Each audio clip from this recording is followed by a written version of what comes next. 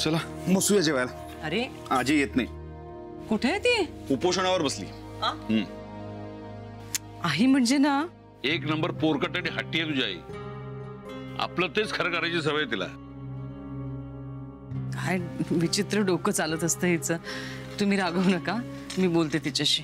बस बस बस मी काय, कारण आजी म्हणाली की माझ्या मध्यस्थीशिवाय ती कुणाशी काहीही बोलणार नाही. का? हो. तुला काय बोलायचं मला सांग, मी बोलतो तिच्याशी. हे काय? तू घबरे, मी बोलतो हो तिच्याशी. बाबा पण ए तू घबरे, बाप आहे तुझा मी. कशी बोलत नाही तेच बघतो मी. मी पण येते. तू थांब. अहो मी बघतो.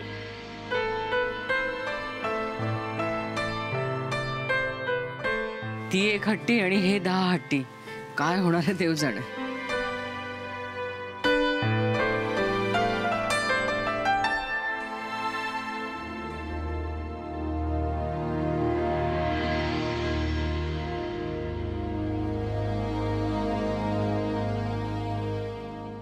आता हा काय नवीन हट्ट आहे तुमचा?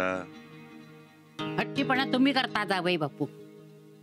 तुम्ही कसे कोणाला मदत हवी असेल तेव्हा कसलाही विचार न करता धावत जातात. हा सर कोणा काय वाटत, कोण काय म्हणत, कसलाही विचार करत नाही. मी माझ्या बर्फीच्या मदतीला जाते म्हटला तर माका कसे अडवता तुम्ही?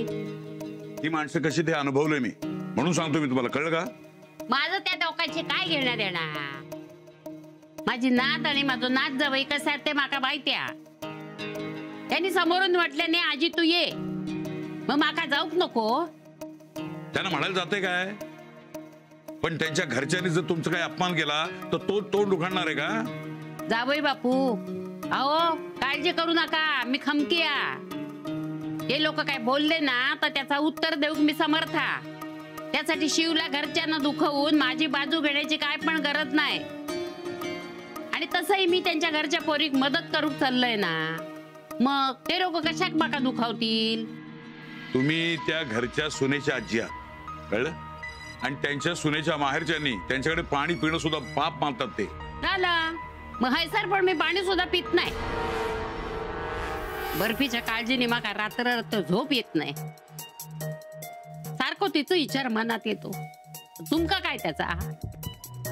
तुम्ही थैसर भांडून दिलात म्हणून आम्ही हैसर मनावर आपल्या दगड ठेवून वागूतो. उगाच सगळं बोलून काही माझ्यावर नसते आरोप करू नका. अहो माझ्या बर्फीच्या चांगल्यासाठी मी बोलताय आणि तुम्ही त्या आरोप म्हणतात.